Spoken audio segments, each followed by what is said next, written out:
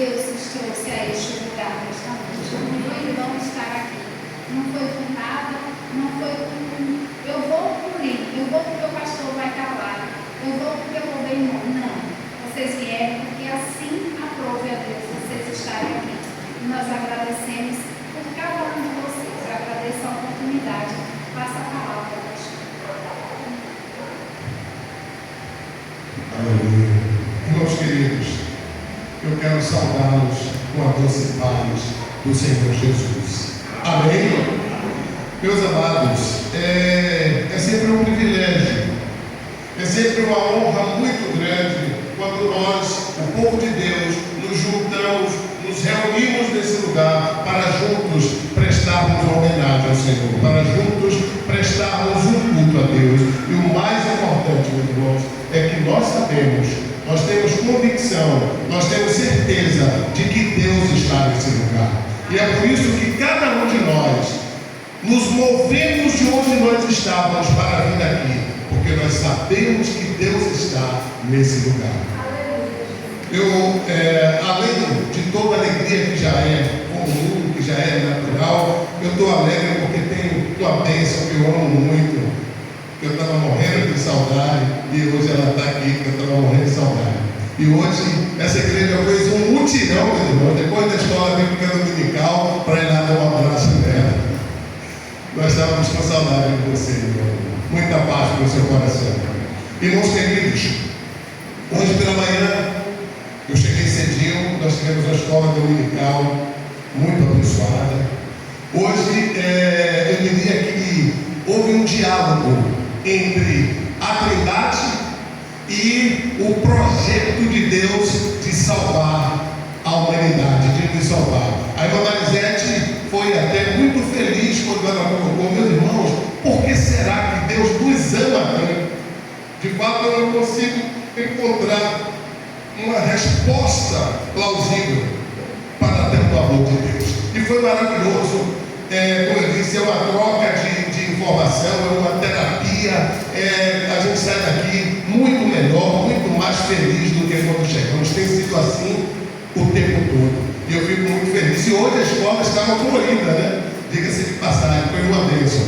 Eu quero só lembrar os jovens que pactuaram conosco o propósito de vir à escola dominical e não tem vindo. Deixa a cama, deixa o conforto, acorde e venha estudar a palavra do Senhor, porque Jesus está voltando. Há muito engano, há muita mentira, há muita falta de verdade naquilo que se está falando acerca de Deus, acerca da igreja, acerca da sua palavra, e nós precisamos sim nos revestir do Espírito Santo, nos revestir também de sabedoria e de conhecimento da parte de Deus. Então não falte, se anime e venha. Domingo que vem nós vamos estar aqui novamente, radiante, cheio de alegria, cheio de felicidade, aprendendo a palavra de Deus, para sermos obreiros aprovados, que não temos do que nos envergonhar. Amém, irmãos?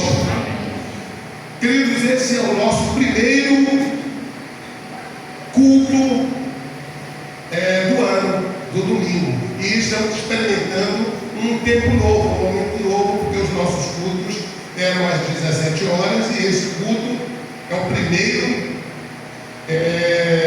dessa jornada nossa aqui, caminhando para 5 anos, é o primeiro culto que a gente faz de domingo nesse horário. Eu fiz uma pesquisa, irmãos, mandei para alguns irmãos aqui perguntando o que era que eles achavam desse culto, dessa mudança. Os irmãos que eu pesquisei, só os que eu pesquisei, levante a mão aí, só os que eu pesquisei. Todo mundo respondeu, irmãos, foi uma bênção. Todo mundo aprovou, aí a grande maioria, algumas pessoas gostavam do outro horário, mas que aprovavam esse horário também. Eu acho que está aprovado. Estamos sentindo a falta de alguns irmãos. Irmã Janete não está aqui, irmã Nina não está aqui, tem uma irmã Cristina que falou que viria também não está aqui, tem alguns irmãos que faltaram, mas nós sabemos que Deus está aqui e Ele quer falar conosco, Ele quer trazer uma palavra para o nosso coração nessa noite. Amém? Deus é um, mas é plural. Quem estava aqui na escola dominical vai entender o que eu estou falando, né, Elisângela? Deus é um, irmão, mas é plural. Deus sendo um, mas Ele tem mais de uma pessoa em sua essência. Isso também é maravilhoso. Nós vimos hoje aqui na escola dominical, né? É bom, inclusive, Rubens, lembrar que quando nós falamos assim, Elohim, esse Elohim, nós estamos falando o nome de Deus, mas é plural esse Elohim. É plural também. Então, nós não temos por que duvidar que Deus é um, mas atua em três pessoas da mesma essência. Não tem hierarquia. Deus é único em essência e é plural em pessoa. Isso é maravilhoso, né? E nós estamos felizes por tudo que Ele tem feito por nós, inclusive por esse grande amor, minha gente. E é importante dizer que esse amor de Deus, preste atenção a isso, é um amor eterno, de eternidade a eternidade. Por que eu estou falando isso, meu irmão?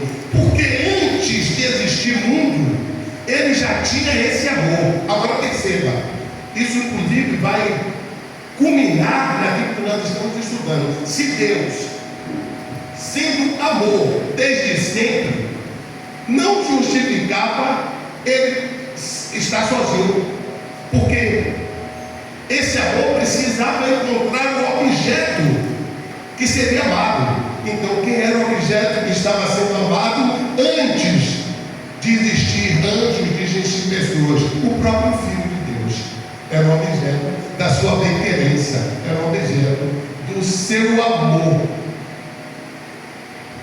E Ele precisa amar alguém com a sua mesma essência. Então, meus irmãos, nós temos aprendido muito aqui na escola bíblica dominical. Para Deus ser amor, Ele tem que amar. E Ele nos amou e deu prova desse amor, e nós estamos felizes com esse amor de Deus. Irmãos, eu quero começar hoje uma série de pregação no livro de Jonas.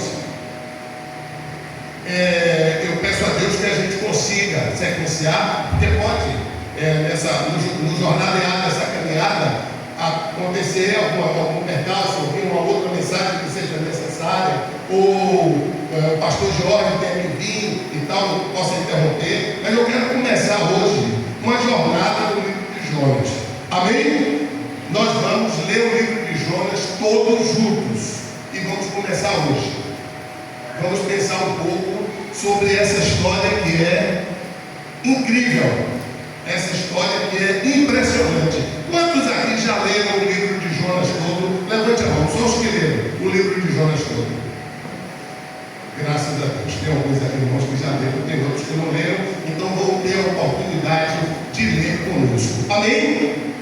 Sendo assim, abram aí as suas Bíblias no livro de Jonas. Nós vamos ler alguns versículos.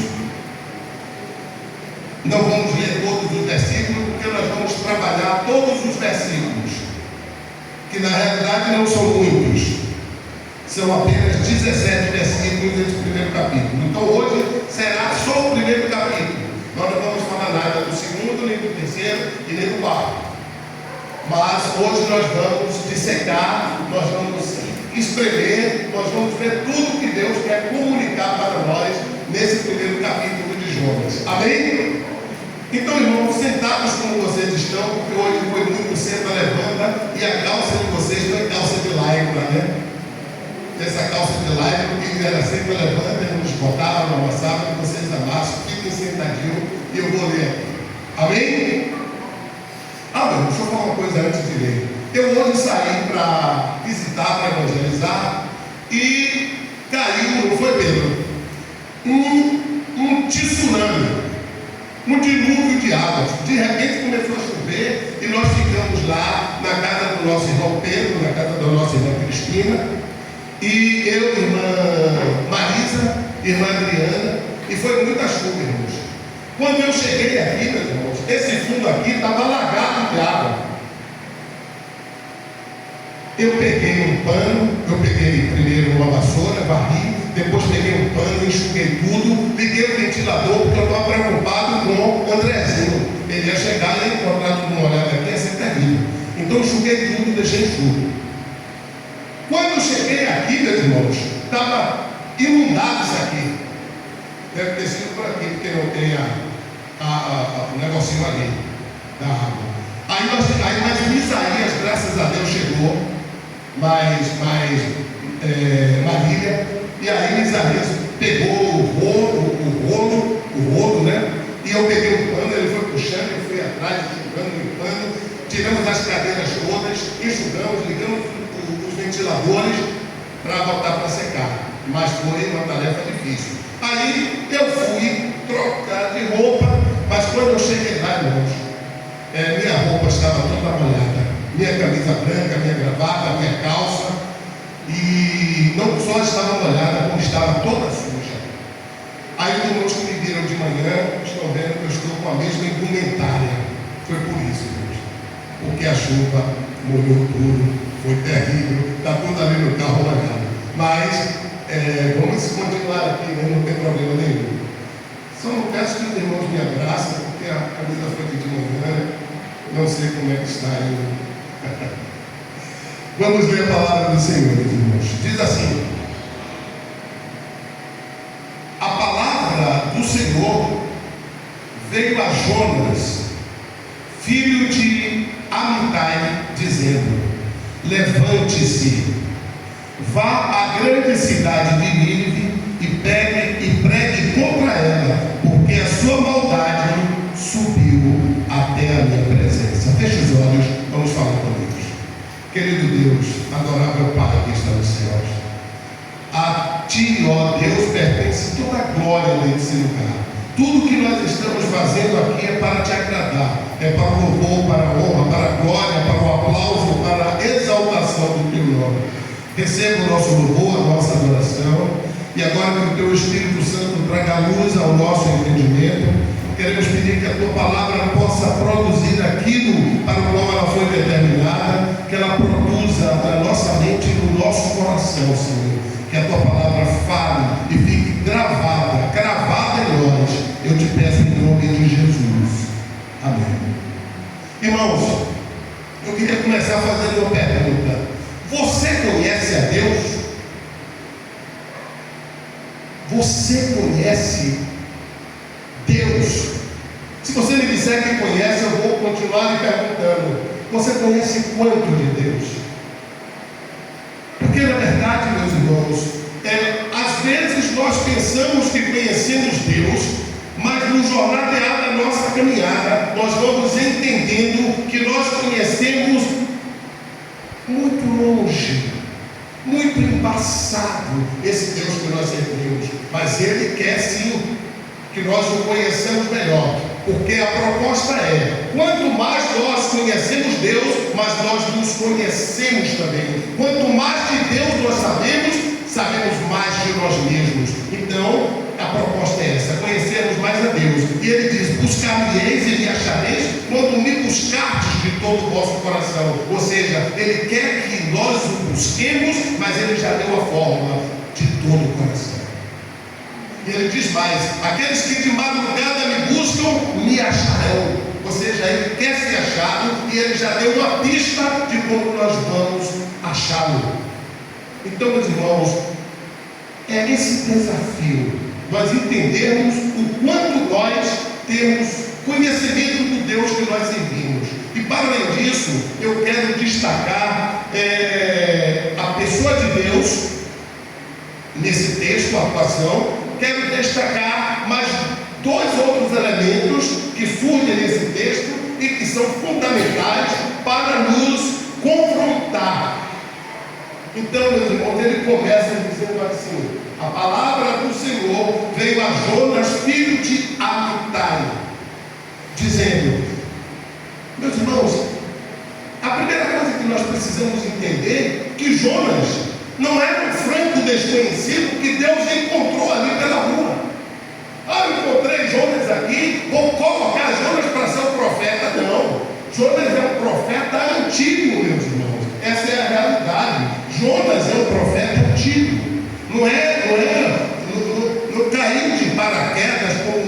gente pensa não. E isso você pode ver lá em 2 Reis 14, 25, Jonas profetizando da parte de Deus, esse mesmo Jonas. Então, meus irmãos, a minha pergunta é, observe o texto, a palavra do Senhor veio a Jonas, filho de Amitai, dizendo, levanta-te, vá à grande cidade de Nínive e pregue contra ela, porque a sua maldade subiu até a minha presença. Ou seja, levanta-te é um imperativo afirmativo. Ele não está pedindo. Ele não está pedindo a Jonas um favor. Ele está ordenando. Jonas, levante e vá.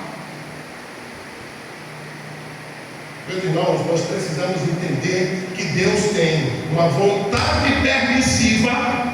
O que é a vontade permissiva de Deus? É quando Ele deixa que a coisa aconteça, mesmo não sendo aquilo que Ele quer. Por exemplo, o povo de Israel pediu um rei. O rei era Deus, mas o povo pediu um rei. Ele não queria que fosse, mas Ele permitiu. Então eles receberam Saul e foi um desastre. Isso é vontade permissiva de Deus, mas existe vontade soberana de Deus, e sobre esta nenhum de nós podemos questionar, porque vai ser feita a vontade dele. Quer eu queira, quer eu não queira, quer você queira, quer você não queira. Então Deus também, ninguém se engane, tem vontade soberana. E aqui ele vira para Jonas e diz, levante-se e vá para a grande cidade de Nínive. Como eu falei, um imperativo afirmativo. Eu não estou lhe pedindo, eu não estou negociando, eu não estou questionando, eu estou mandando.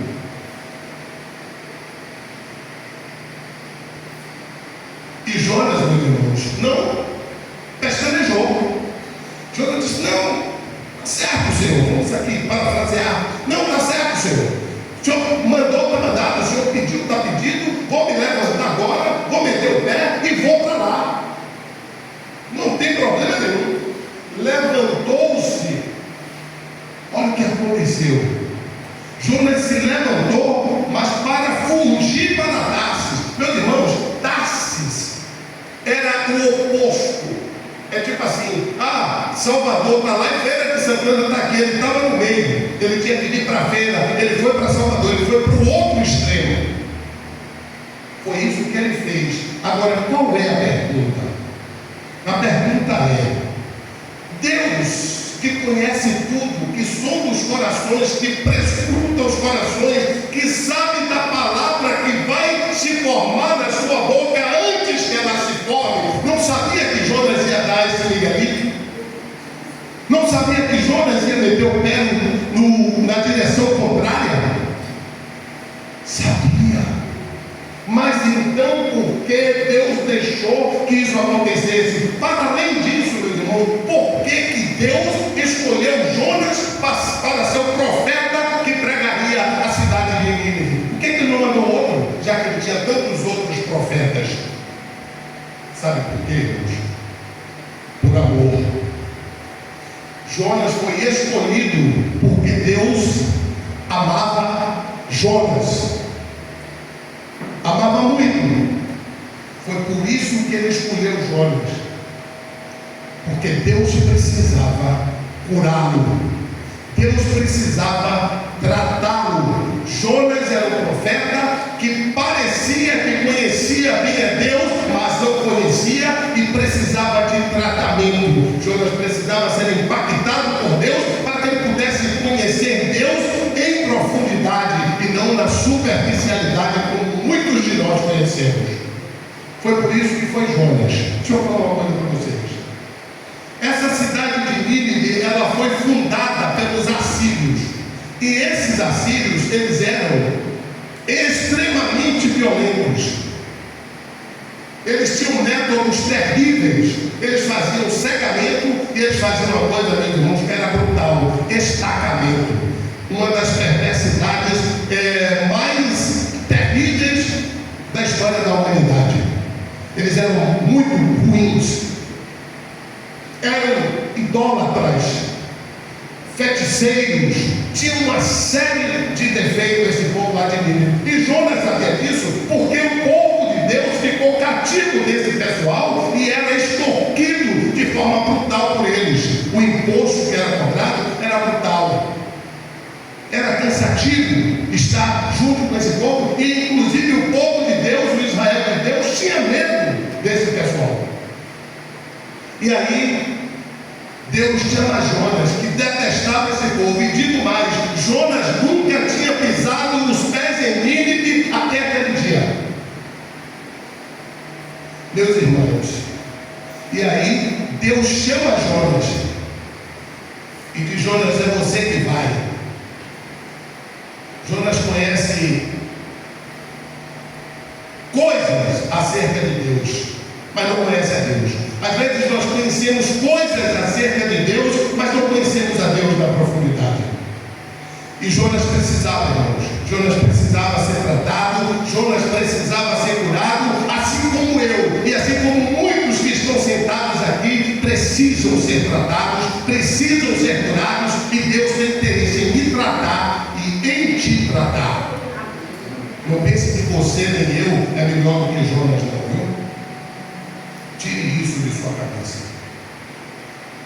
Jonas levantou, desceu para Jope. Aí começa a decadência de Jonas. Foi descida após descida. Desceu para Jope. Quando chegou em Jope, ele chegou lá, comprou uma passagem para Tarsis e entrou no navio, achava que estava tudo bem. Quando Jonas entrou no navio, desceu a Jope e encontrou um navio que ia para Tarsis, pegou a passagem, embarcou no navio para ir com eles para Tarsis, para longe da presença de Deus. Está vendo, irmãos? Observe bem. Embarcou no navio para ir para Tarsis, para ficar longe da presença de Deus. Meu Deus, esse cara era profeta mesmo? Era profeta antigo. Profeta antigo. Tem muitos profetas antigos. Muitos profetas antigos dentro da casa de Deus, que o conhecimento de Deus é tão raro que dá dó. E tem pessoas que estão chegando, que são novatos, mas que também não têm nenhum interesse em aprender nada da palavra de Deus.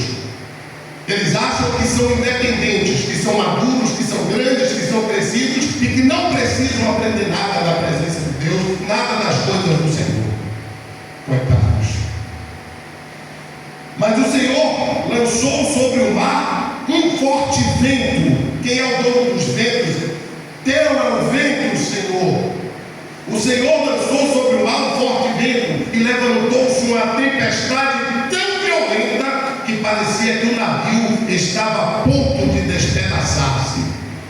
Gente, não brinque com Deus, não. Foi Deus que mandou o vento, um vento terrível. Parecia que a embarcação iria ser destruída ali. Foi uma coisa terrível, meus irmãos. Então os marinheiros ficaram com medo, irmãos, e clamaram cada um ao seu Deus.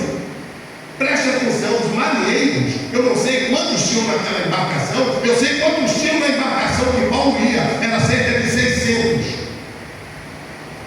E aqui, meus irmãos, nós estamos vendo os marinheiros aflitos, angustiados, cada um clamando ao seu Deus, pedindo misericórdia, e aí eu quero destacar. Eles não conheciam o Deus de Israel, eles não conheciam o Deus verdadeiro, mas eles criam em algum Deus. Eu não sei se era Será, eu não sei se era Baal, eu não sei quem era, mas eu sei que eles tinham um Deus na preferência deles, a quem eles conheciam.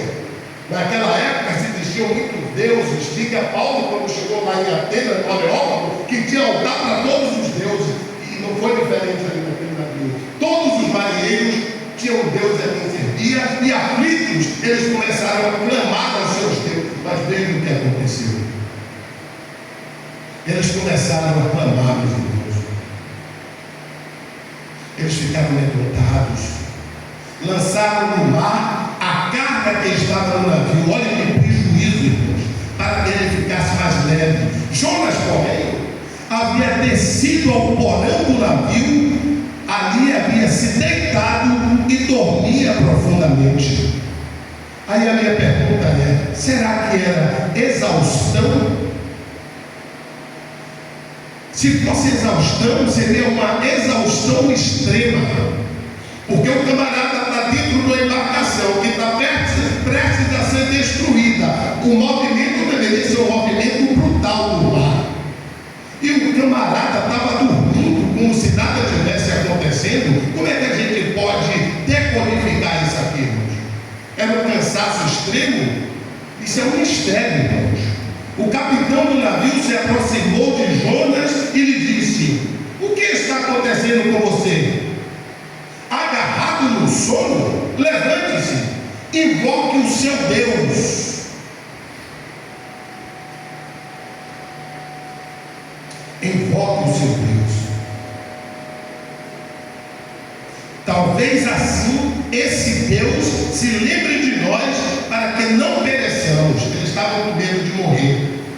Os marinheiros diziam uns aos outros: vamos lançar sorte. Olha que coisa interessante. Essa era uma prática comum naquela ocasião. Veja que na crucificação de Jesus, eles lançaram sorte também para ver quem ficava com a roupa de Jesus, para não precisar rasgá-la para dividir. Então eles lançaram sorte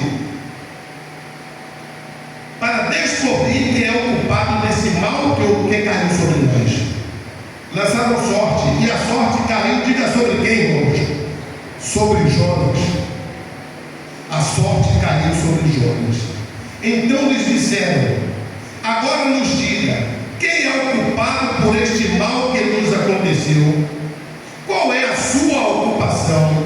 De onde você vem? Qual a sua terra? E de que povo você é? Olha quantas perguntas, irmãos.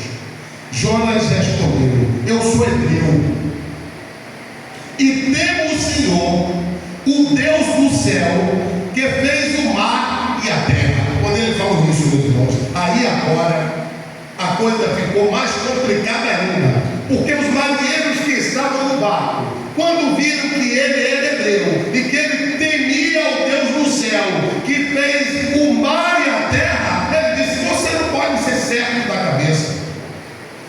Não é possível que você, sendo certo filho do Deus que criou o mar, vai fugir desse Deus vindo exatamente para o mar. O que é que tem em sua cabeça, meu jovem? Você quer fugir de Deus? Você quer se esconder de Deus, do seu Deus, como se isso fosse possível? E o seu Deus é o dono do mar, teu Deus é aquele que criou o céu, a terra e o mar, e você vem se esconder de seu Deus no mar? Qual é a coerência, qual é a sensatez que tem nisso? Você veja, irmãos, nós pensávamos que Jonas era um exímio conhecedor de Deus. Jonas apenas conhecia coisas de Deus, coisas acerca de Deus, mas ele não conhecia Deus profundamente. Ele tinha lampejos de conhecimento, mas não tinha conhecimento profundo. Ele ficava na cor d'água o conhecimento dele, e ele estava satisfeito com aquilo. Ele não mergulhou em águas profundas para conhecer esse Deus cada vez mais. E isso é decepcionante.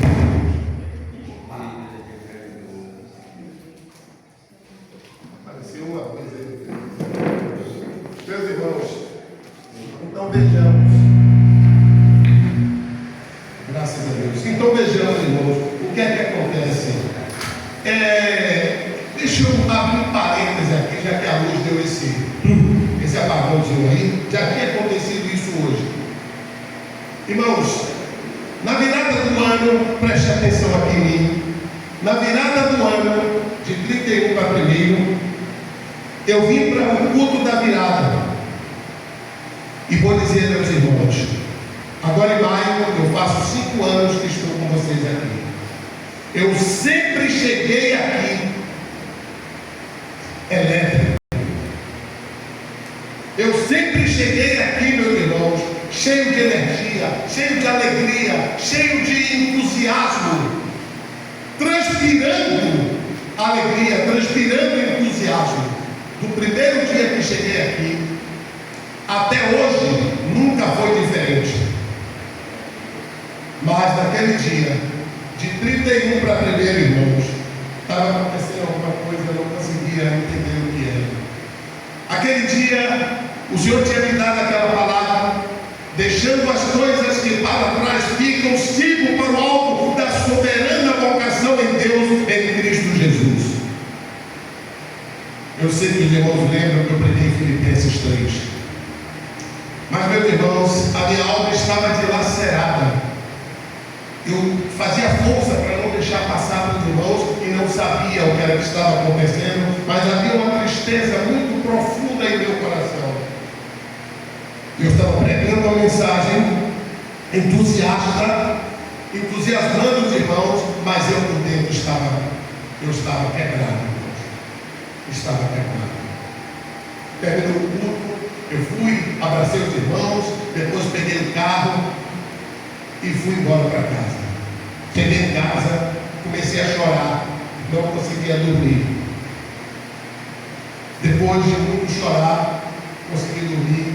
Amanheci outro dia, porque eu quero que os irmãos saibam que acabou a oração de Daniel, mas talvez para os irmãos eu ainda não despressurizei. Eu continuo orando nos horários da oração de Daniel. Eu continuo ainda fazendo a oração de Daniel. E aí, meus irmãos, quando deu 3 da tarde, eu dobrei meu joelho e comecei a chorar. Chorava e conversava com Deus, e ele dizia: meu Deus, eu não sei o que está acontecendo. E aí fui conversando tanta coisa com Deus, eu não parava de conversar e não parava de chorar. Levantava da oração, as tristezas estavam lá. Quando deu 17 horas, é o meu horário do crepúsculo, dobrei o meu joelho, chorei, derramei a minha alma nos pés do Senhor, supliquei e disse: Senhor, eu preciso da alegria, eu preciso do gozo do teu Espírito, eu não sei o que é que está acontecendo. E aquilo era forte demais, e nada, meus irmãos, não acontecia nada. Quando deu 21 horas, eu voltei para o meu lugar de oração, dobrei meu joelho e comecei a chorar, a clamar: Deus, eu preciso que o Senhor me ajude, eu preciso que o Senhor me acuda. O que é que está acontecendo, Senhor? Por que essa tristeza no meu coração? O Senhor me abandonou. O que foi que houve, Senhor? Eu não sou assim, Pai. Não almocei. Naquele dia, aqui, eu não tinha almoçado. Eu levei direto, sem comer nada. No outro dia, eu também não tive fome, levei direto em jejum, sem comer nada. E eu levantei da oração, e a mão estava lá, e o vazio estava lá, e eu comecei: eu não posso voltar para dormir, eu vou continuar orando. Levantei o joelho e comecei a andar na casa, orando, clamando, e eu fui dizendo: Senhor, tira isso, tira aquilo, me esmaga, Senhor, me leva para o pilador, me pila, porque eu sou pó, eu quero ser pilado, Senhor, eu quero ser pilado, eu sou pó, me faça pó, Senhor, me derreta, me esvazie, Senhor, eu quero me diminuir, eu quero me subtrair, eu quero ser quebrado, me leve para o estaleiro, Senhor, me reconstrua. E ali, meus irmãos, eu clamei ao Senhor. Eu estava clamando, irmãos, e de repente eu disse assim: Senhor, eu não quero ter razão, eu abro mão da razão pelo gozo, pela alegria do teu Espírito Santo. Irmãos, quando eu falei essa palavra, entrou um gozo do Espírito na minha alma, no meu coração, o peso saiu, meus irmãos, instantaneamente. E eu entendi que Deus estava me tratando. Preste atenção agora, irmãos, eu e você, nós não somos um produto acabado, um pacote pronto, um invólucro ideológico, um programado de Deus em Cristo, que Ele vai botar aqui no pilar. Não somos, irmãos. Nós não somos um produto acabado. Nós somos um produto em processo, irmãos. E às vezes Deus precisa nos quebrar, nos tratar. E Ele começou, meus irmãos, a me quebrar, a me tratar. Ele precisava fazer algo novo em minha vida. Eu precisava passar por aquilo. aquilo, eu não entendia por quê, mas Deus fez isso comigo. Às vezes Deus faz silêncio, irmão. Mas quando Ele faz silêncio, não é porque Ele te abandonou, não. É porque Ele está lhe burilando, Ele está lhe lapidando, Ele está te processando, Ele está te fazendo melhor, Ele está te preparando para a guerra, para a batalha que vem, para você continuar sendo vitorioso, para você continuar sendo vencedor. E aí foi que me veio essa palavra que eu estou trazendo aqui. Irmãos, Jonas não era um produto pronto, não era um produto acabado, era um produto que estava na linha de produção, precisando ser completado, ser tratado, ser culinado, ser melhorado. E ali, meus irmãos, a coisa começa, meus irmãos, a coisa começa. Não somos um pacote pronto, este é um processo. Bote isso em sua mente, pense assim. Então, meus irmãos, Jonas estava fugindo de Deus, como se isso fosse possível. O salmista, no Salmo 139, ele diz assim: para onde fugirei da tua face? Para onde me esconderei da tua presença? Se subir ao céu, tu aí estás. Se fizer do céu a minha cama, tu ali estás também. Se tomar as asas da alma e for até na profundidade do mar, até ali a tua mão me guiará. Não tem para onde fugir de Deus, não tem para onde se esconder de Deus, e não tem para onde você negar aquilo que Deus chamou para você fazer. E agora, irmãos, preste atenção. Vamos agora, nos diga, quem é o culpado por este mal que nos aconteceu?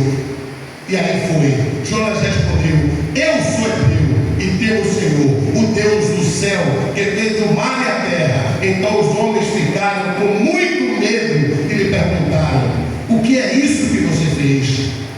Pois aqueles homens sabiam que Jonas estava fugindo da presença do Senhor, porque ele havia contado.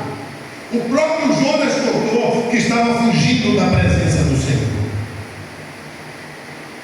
Então lhe perguntaram: o que devemos fazer com você para que o mar se acalme? Disseram isto porque o mar ia se tornando cada vez mais tempestuoso. Preste atenção, meu irmão. A Bíblia diz, lá no livro de Malaquias, que o Senhor diz, Malaquias 3, porque eu, o Senhor, não mudo. Por isso vós, ó filhos de Jacó, não sois consumidos. O Senhor não muda. O Senhor é o mesmo de ontem, de hoje e de eternamente. E se Ele tem negócio com você, não adianta você fugir, porque a tempestade vai piorar cada vez mais. Ou você se rende, ou você se humilha, ou você se deixa tratar, ou a tempestade só vai piorar. Enquanto Jonas estava ali, batendo o queixo duro, a tempestade piorava. E vou lhe dizer mais uma coisa, meus irmãos. Às vezes, quando você tenta se esconder, tenta fugir de Deus, tenta desagradar a Deus, como foi o caso de Jonas, as consequências não vêm só para você, vem para as pessoas que estão à sua volta, à sua adjacência, vem para pessoas que você ama também. Ou às vezes não, que foi o caso aqui dos marinheiros. Jonas, na sua inconsequência, levou problemas para as pessoas que não tinham nada a ver com isso. Mas às vezes as pessoas estão no mesmo avião que você, vão sofrer a queda do avião por sua culpa. Então pense nisso. O que é que eu preciso fazer para que eu saia do parafuso de Deus e para que as pessoas que estão comigo não entrem em parafuso também? Meus irmãos, o que devemos fazer com você para que o mar se acalme? Disseram isto porque o mar ia se tornando cada vez mais tempestuoso. Jonas respondeu: peguem-me e lancem-me no mar, então o mar ficará calmo. Lance-me no mar, e então o mar ficará calmo, porque eu sei, porque por minha causa esta grande tempestade caiu sobre vocês. Jonas agora queria aplacar a ira de Deus. Ele provocou a ira de Deus e agora queria aplacar essa ira, dizendo: lance-me ao mar, porque sei que eu sou culpado, mas por que não soube antes? Energizo, os homens remavam, esforçando-se por alcançar a terra, mas não podiam, porque o mar ia se tornando cada vez mais tempestuoso. Meus irmãos, não parava, não dava trégua, não diminuía, não desacelerava. Enquanto Jonas estava ali discutindo, falando, a coisa ia piorando. Enquanto você e eu não entender que o processo de Deus na nossa vida é um processo curativo, é um processo curador, é um processo de tratamento que vai nos acionar para a glória, Ele precisa nos lapidar, cortar. Eu falei assim: Senhor, corta na minha carne o que for necessário, mas não deixe de perder a comunhão do Espírito Santo de Deus, que é tudo de mais precioso que eu tenho. Irmãos, eu não tenho de ser crente. Eu amo esse Deus com a minha alma. Eu amo esse Deus com todo o meu coração. E eu não posso perder essa comunhão, essa relação que eu tenho com Ele, que é a coisa mais gostosa que eu tenho na minha vida. Então, meus irmãos, eu entrei em parafuso. Eu fiquei aflito. Eu disse: Senhor, faça o que tiver que fazer. Corte na minha carne, mas não deixe eu perder o gozo do Teu Espírito Santo. Meus irmãos, aqui nós temos Deus agindo para poder tratar o profeta doente. Aqui nós temos um profeta doente que era para conhecer a Deus, que era para pregar a Deus, que era para ser luz do mundo e sal da terra. Não estava sendo luz do mundo e sal da terra. O sal só tem valor se estiver fora do saleiro. Se estiver salgando. O sal não é um alimento, ele é um condimento que vai dando sabor aos alimentos, vai dando sabor às vidas das pessoas. Você é sal e você precisa dar sabor à vida das pessoas. E esse sabor é você levar a Cristo para que as pessoas saiam da escuridão, das trevas e venham para a luz. Amém? Então, meus irmãos, a coisa continua. A coisa continua. Em vez disso, os homens remavam, já foi. Então clamaram ao Senhor e disseram: Senhor, rogamos-te. Agora os marinheiros que tinham outros deuses estão rogando ao Deus de Jonas, preste atenção. Senhor, rogamos-te que não nos deixe perecer, e por causa da vida deste homem, e não faça cair sobre nós este sangue inocente, porque tu, Senhor, fizestes o que foi do teu agrado. As pedras estão clamando. Às vezes, irmãos, a nossa arrogância é tão grande que até as coisas que são do agrado de Deus sobrepujam na nossa vida. Nós somos mais importantes do que as coisas que agradam a Deus. Olhe o grau de arrogância que nós temos. Nós desprezamos aquilo que é a vontade de Deus para estabelecer aquilo que seja a nossa vontade. Isso é uma inversão completa de valores. Não vai rolar, não vai acontecer. Deus não é assim. Deus não se dobra nem para mim, nem para você, nem para ninguém. Ele respeita o seu livre-arbítrio, mas a vontade soberana dele é a vontade soberana dele, e disso não tem dúvida. Em seguida, os marinheiros pegaram Jonas e o lançaram no mar, e a fúria do mar se acalmou instantaneamente. Deixe Deus te lançar no mar. Você quer que a fúria se acalme, que a tempestade, que o maremoto, que o tsunami se acalme em sua vida? Dê lugar a Deus. Deixe Deus te tratar. E vou lhe dizer mais: você sabe onde você precisa ser tratado, porque eu sei onde eu preciso ser tratado. Você sabe onde você precisa ser tratado. Deixe Deus lhe tratar. Deixe o maremoto se acalmar. Deixe fazer calmaria na sua vida. Deixe essa tempestade passar. Dê lugar ao Espírito Santo de Deus. Corra para os pés do Senhor. Chore na presença de Deus. Clame ao Senhor e diga: Senhor, eu não aceito continuar no octógono lutando com o Senhor, porque eu vou pertencer. Deus está querendo tratar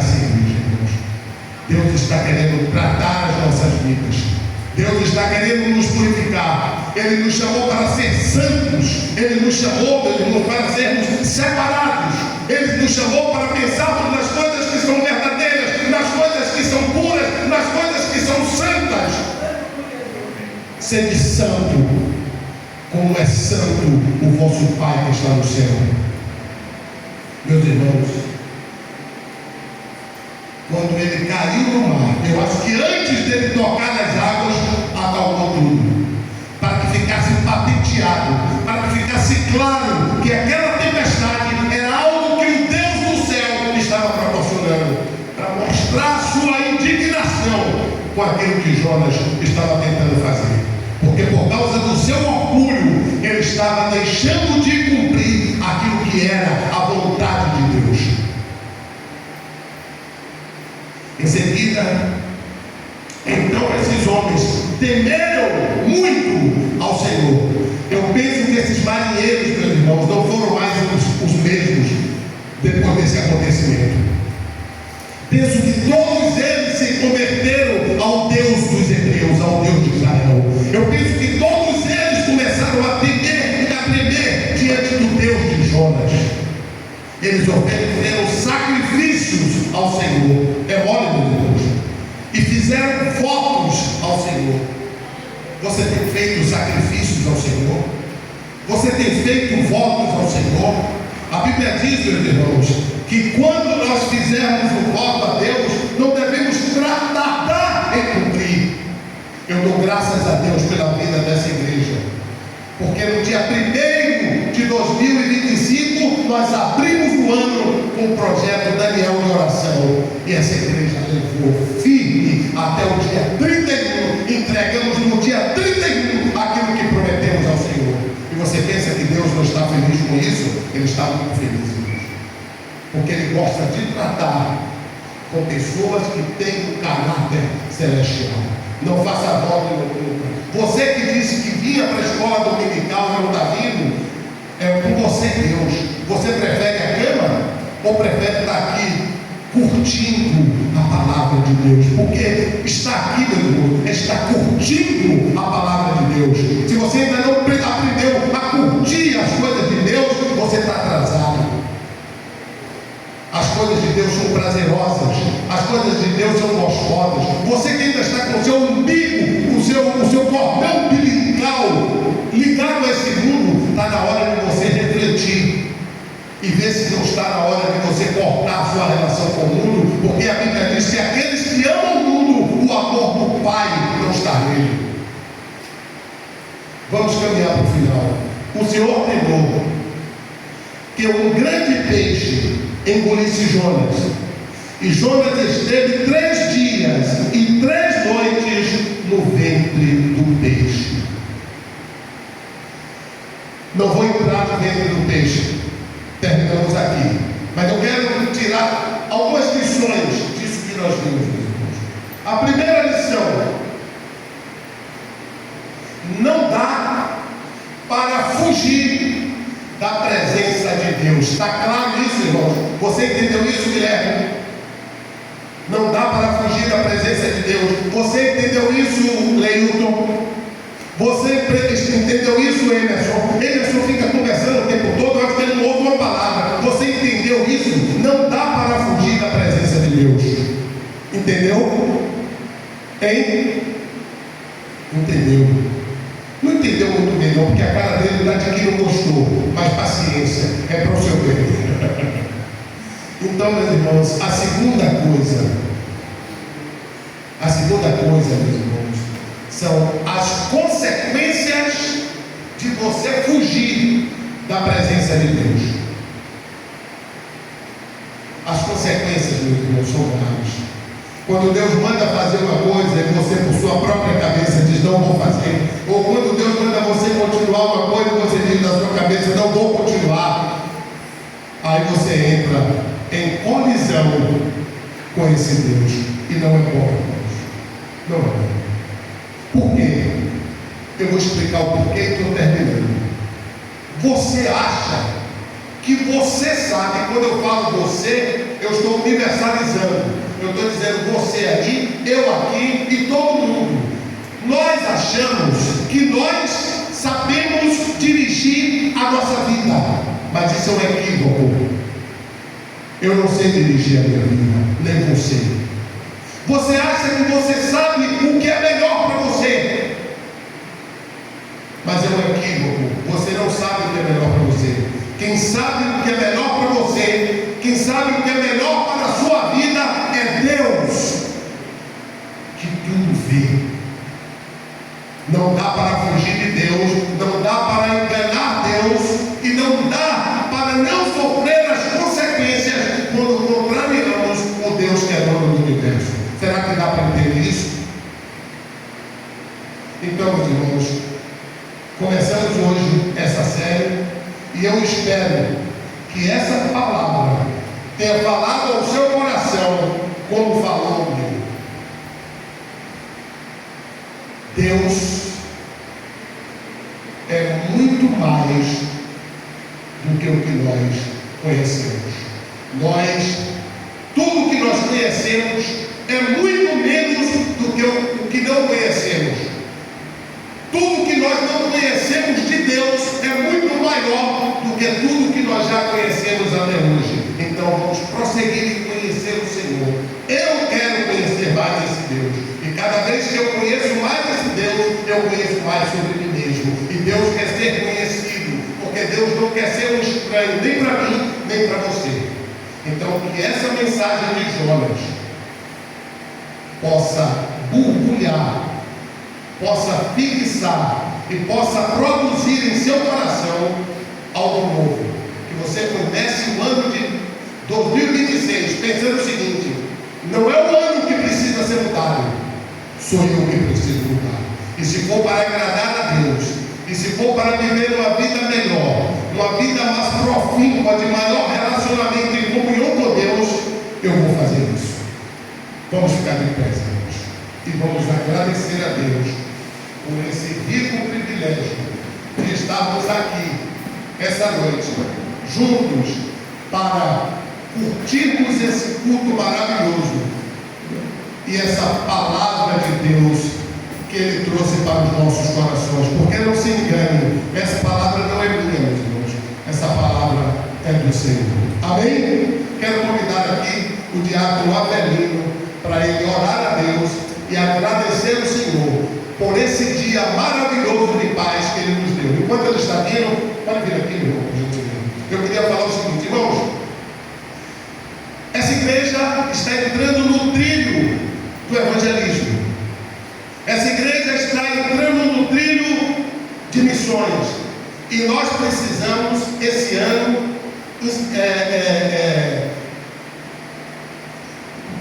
ter uma pegada forte, introduzir nessa igreja o discipulado.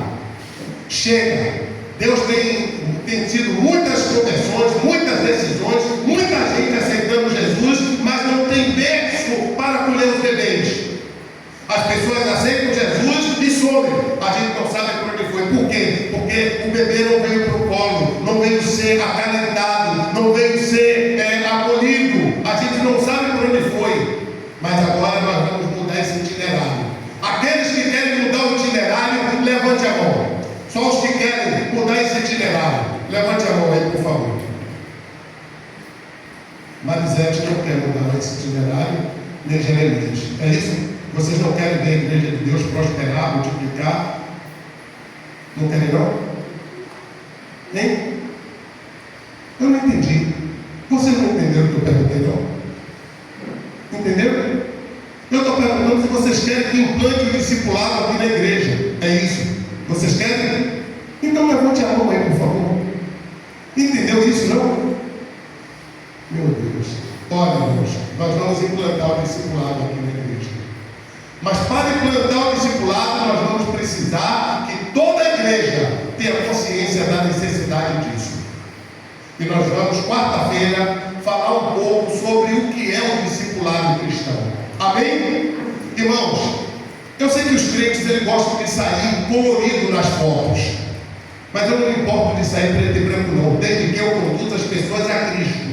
Porque falar a verdade, meus irmãos, para salvar a alma, é tudo que Deus quer. Importa agradar a Deus e não Às vezes nós queremos agradar o homem, fazer língua ao homem que não quer entrar na trilha da salvação. Não faça isso não, porque senão você está levando a alma dele para o inferno. Fale a verdade, diga o que ele precisa ouvir, seja profeta corajoso, porque nunca Deus pediu a ninguém aquilo que ele não possa fazer. Deus pediu a um profeta que se casasse com uma prostituta. Onde é que está a honra desse homem? Você se casaria, mas ele se casou. Deus pediu ao profeta Isaías que andasse um ano nu pela rua como se fosse um louco. Você andaria nu? Onde está a sua honra? Mas Isaías disse: minha honra é obedecer o que Deus quer. Então, meus irmãos, muito menos do que isso, às vezes a gente tem que falar algumas coisas que são verdadeiras, mas que são para o bem. Porque às vezes nós fazemos coisas que parecem ser para o bem, mas estamos conduzindo as pessoas para o inferno. Então não queira sair bem na foto com o homem e ficar preto e branco na foto com Deus, não. Entenda isso. Pense assim: eu prefiro agradar a Deus do que agradar os outros. Então quarta-feira você está desafiado a vir aqui, porque nós vamos falar sobre a implantação do discipulado nessa igreja. Vamos orar. Eu saúdo a todos com a paz do Senhor. Boa é esta palavra. Senhor Jesus, nós te agradecemos, Senhor, pelo ano que se passou, 2025, Pai. Mas te pedimos também, Senhor, que 2026, Pai, possamos ter saúde, paz e prosperidade. Jesus querido, Jesus amado, eu te peço, Senhor, que abençoe, Senhor, a vida, Senhor, de cada irmão, Senhor, que entrou hoje aqui para ouvir a tua palavra, Pai. Espírito Santo de Deus, nós te amamos, nós te adoramos, Senhor. Por isso mesmo nós te suplicamos, Senhor, nos dá um ano, Pai, forte, um ano de batalha, mas de vitória, Pai. O teu povo, Senhor, precisa ser vitorioso, Pai. E por isso nós estamos aqui para te clamar, Senhor, que sejamos, Pai, vitoriosos, Senhor. Pai querido, Pai amado, nós clamamos aqui também, Senhor, por todo o povo sul-americano, Pai. Queremos aqui neste momento, Pai, te pedir, tenha misericórdia, Senhor, de todo o povo venezuelano, Pai.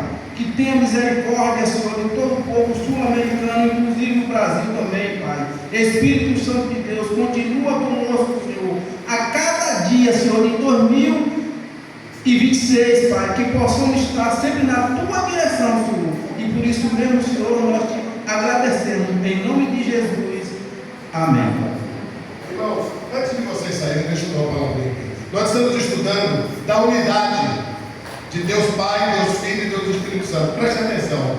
Na oração de Jesus, ele ora e diz assim: Pai, eu te peço que eles sejam um. Eu te peço que eles sejam um, para que o mundo creia que tu me enviaste. O desejo de Jesus é que o seu povo, que a sua igreja, seja um. Nós estamos aqui, irmãos, para remar todos juntos na mesma direção. Pense assim: o grande aqui é Jesus. Não queira ficar no pódio, desça do pódio para que Deus possa tratar a sua vida. Não queira ser a pedra de esquina. A pedra de esquina é Jesus. Vamos dar as mãos, vamos ter humildade e vamos entender que nós precisamos deixar cumprir a vontade de Cristo em nossa vida. Pai, eu te peço que eles sejam um, não é dois. Amém? Que Deus abençoe você, meu irmão, minha irmã. Tenha uma semana abençoada, uma semana de paz. E quarta-feira estamos todos juntinhos aqui para falarmos sobre o discipulado.